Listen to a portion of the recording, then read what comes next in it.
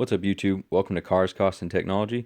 Today I wanted to do a quick video on some key factors and pointers on getting approved for financing on your dream car, or maybe it's your first car in your own name. But there's a lot of factors out there that banks look at and that you should be looking at as well that a lot of people are sort of unfamiliar with, or at least uncomfortable with. I got the inspiration to do this video by recently helping out a family member trying to get their first vehicle in their own name, and I realized, again, how unclear some of these areas are for just your average car shopper. So hopefully this helps. My dream car, I've got it right here on my thumbnail, is this Corvette Z06 that I took a picture of at a car show recently.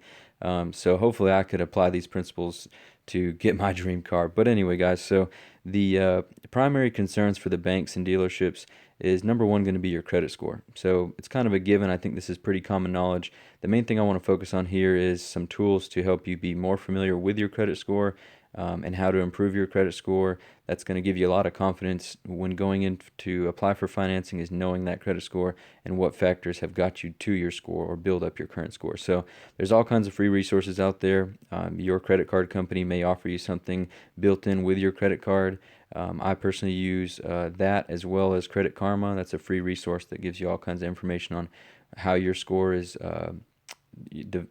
calculated, as well as some factors that you could do to improve it. So that's a really cool tool, and that should hopefully arm you to help know what's going on with your credit score.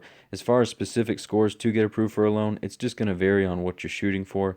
Definitely couldn't really give an exact threshold, but obviously, the higher the better. Anywhere in the 6s and 700s are hopefully going to give you a lot of good options. If you're in the 800s, you should have no problems at all. But there's so many different score ranges there. Definitely don't want to give you one exact number to shoot for, but again, the higher the number, the better. So as long as you have the tools to monitor it, you should be able to kind of follow up on that score and know for sure that you're comfortable with your score before you jump into applying for financing. Now, another big factor is going to be your debt to income ratio. So your credit score is not going to necessarily tell you what your debt to income ratio is, but your credit report will when you compare it to your income. So let's say that you are making $40,000 a year, and your documented debts are, say a mortgage payment, a current car payment, as well as some credit cards. When they go to calculate up your total debt that's documented on your credit report versus your total income, you really want to be as low as a ratio as possible. Ideally, somewhere in the 30% category. Anything too much over that, 40 to 50% debt to income, it's kind of a risky loan, and they're going to give you a hard time. They're going to want a lot of documentation, or possibly just deny it altogether, just because it's not responsible for you, and it's not responsible for them to put someone into a loan or a financing agreement that it doesn't look like they quite have the income to sustain it. Even if you know you do, if on paper it looks like the percentage is just too high for your income, it's going to give you a lot of problems there. So make sure that you're aware of what your costs are. Obviously, you could help yourself out by reducing debt prior to going to apply for a car, whether that's paying off your current car or paying down some credit cards that you owe on, things of that nature, just to help get that ratio as low as you can possibly get it and look favorable for them and less risk. So then the third factor is more of a concern with used vehicles than it is with a new vehicle. It can come into play with a new vehicle, especially if you're trying to finance a huge portion of it without putting much down. But loan to value ratio is going to be the value of the car versus how much the bank is giving you towards that car. So the reason this is a factor, especially with the used cars, let's say somebody wants to sell you a car for $20,000, and you think it's worth that because of how nice it is and it's in great condition. It's one of your favorite cars. It's the exact spec that you're looking for. But if the documented value per the bank's resources only show that the car is worth, say, $15,000, they're not going to loan you that much money for that car. So you'd have to come up with a higher down payment to get approved. So again, this is more of a concern with used cars. Obviously, with brand new cars, they're going to probably be priced closely correlated with what the bank is going to see their actual value as.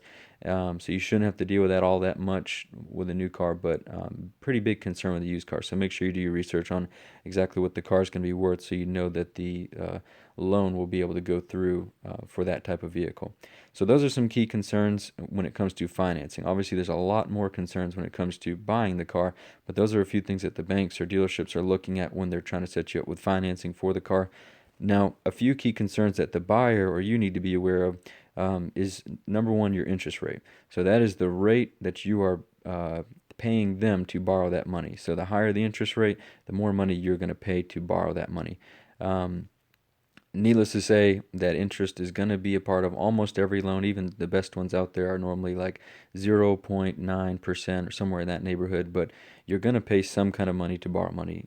The least amount of money you can borrow, the least amount of money you're going to pay to borrow that money. So, unfortunately, for most of us, getting your dream car or being younger, trying to get started out with your first car, it's hard to do that without borrowing some amount of money. So, just be very conscious of your interest rate.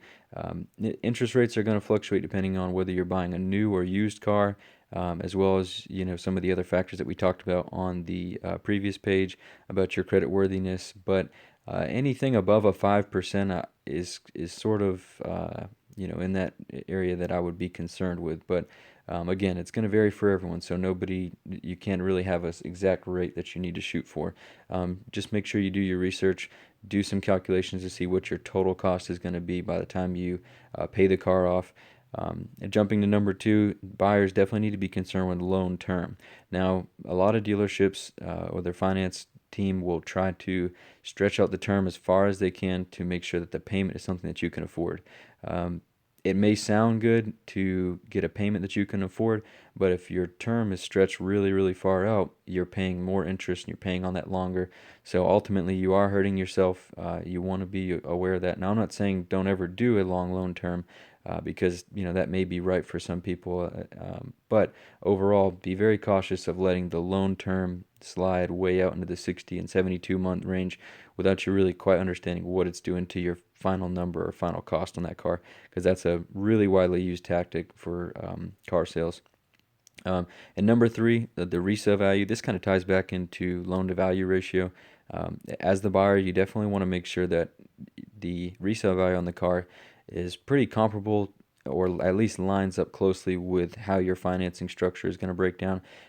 Again, jump into loan term. If you're going to do a 72-month loan term, but by the time you're, say, 10 to 12 months into the car loan, if the value is significantly less than what you've paid on the car, or excuse me, what your equity is on the car, then you may end up what people would call upside down on it. So you owe much more on the car than what the car is actually worth, just because if it's depreciating faster than you're able to pay it off.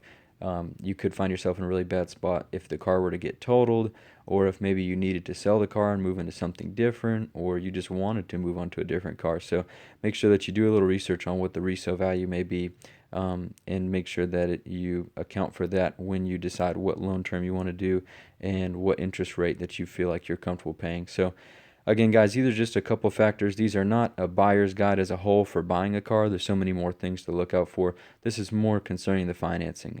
With my background in finance, some of these things stand out to me as just key categories that were always reviewed and scrutinized. But there are more, definitely.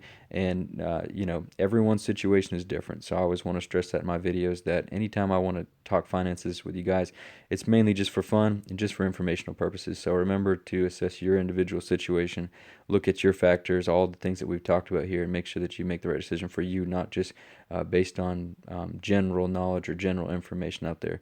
But anyway, guys, hope you enjoyed the video. Have fun out there car shopping. Hopefully everyone can get approved responsibly for their dream car here in 2017.